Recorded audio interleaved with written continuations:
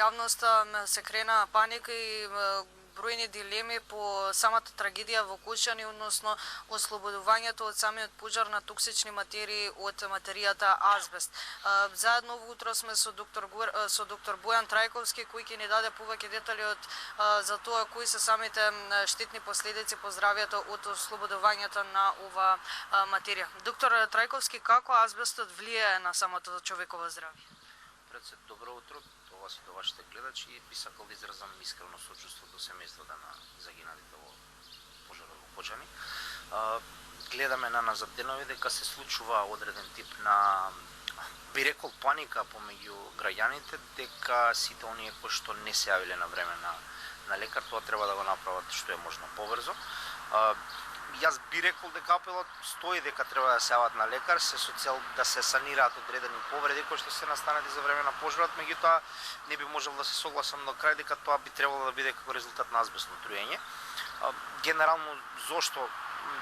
мора да потенцираме дека сепак азбестот е материја, односно минерал кој што е користен години наназад и некаде после Втората светска војна добива своја експанзија, се користи некаде до 2005 година, каде што е комплетно забранет со европски регулативи, заради тоа што е потврдено дека станува збор за клас 1 канцерогена материја, која што прави сериозни оштетувања на здравјето на луѓето. И сега, каде е всушност главната проблематика? Азбестот се смета за несогорлив, односно неунишлив материјал,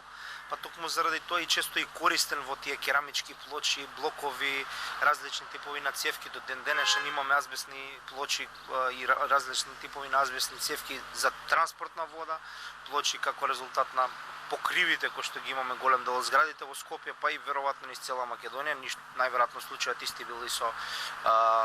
дискотеката во Кочани.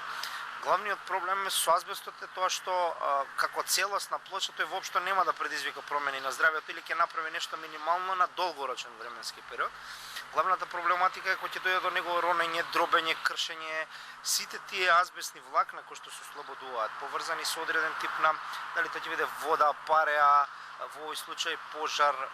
самиот дим, тие предизвикуваат транспорт, би рекол, на тие азбестни влакна кои што се толку минимални и при самото нивно вдишување почнуваат да предизвикуваат промени директно во дишниот трак. Меѓутоа многу битен момент е дека тие промени не се веднаш, туку најчесто настануваат 10 до 15-20 години.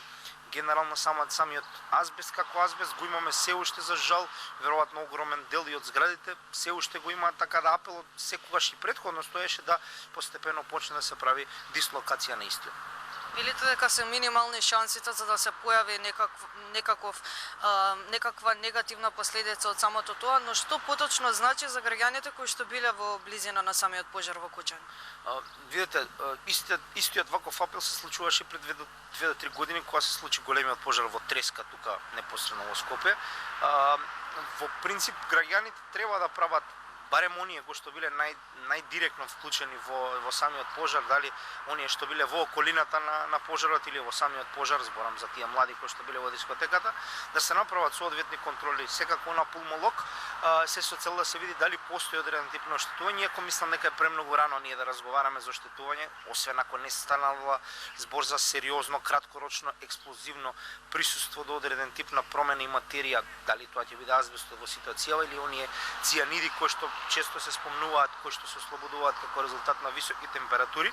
односно на горење на пластиките кои што е дел од голем дел на дискотеки, па и секако јаглеродниот моноксид кој што е причина број 1 за смрт за време на вакви пожари. Главниот проблем е долгорочноста, како што нагласив, и заради тоа и азбестот најчесто влегува во група на професионални ризици и професионални болести. И тој се изучува и тој се предава и тој генерално се третира како професионална болест, најчесто кај луѓе кои што долгорочно се изложени на истите. Кај овие пациенти во принцип треба да се направи преглед, чисто, ајде би рекол, предострожен аспект, да видиме дали имаме одредена промена, доколку има одредена промена да се третира лекување во случај на азбестоза, во случај на промени како резултат на азбест, за жал нема, меѓутоа има одреден тип на олеснување на тие симптоми кои што би требало да се јават кај одредени пациенти. Самиот крај велите дека не постои лек за заболување предизвикани од азбестот, но каков е тој третман, таа превенција? Видите, со оглед на тоа што знаеме дека азбестозата, односно азбестот како материја на долгорочно ниво предизвикува мезотелиом, кој што е еден од најтешките неоплазми, рак на бели дробови, кој што исто така еден од најтешките туморозни промени, хронични белодробни заболувања. Знаеме дека исходот од истото е навистина лош. Лекувањето не постои, односно имаме само олеснување, дали тоа ќе биде еден тип на кортикостероид, еден тип на инхалациони спрееви, сето тоа кој што пулмолозите многу подобро го можеле да го објаснат. Меѓутоа во секој случај, без разлика што и да е, имаме причина да тие пациенти сите до еден кои што биле изложени на тој чат, на тој смок таму, треба да се јават и треба да направат контрола барем кај своите матични лекари кои што имаат можност да ги испратат, дали тоа ќе биде пулмолог или одреден тип на друг специјалист, сепак да се направи една контрола на крајот од денот, самиот стрес кој што се случил, имаме причина тие луѓе да ги испратиме на лекар. Ви благодарам многу за сите корисни информации и за одвоеното време. Ви благодараме на вас, секој добро. Можевме да заклучиме од овој разговор со мојот денешен гостин, доктор Трајковски, дека навистина нема потреба за огромна паника за сите присутни кои што биле во близина на самиот пожар, односно за самото ослободување на штетни материи од азбестот, бидејќи како што вели доктор Трајковски може да се случат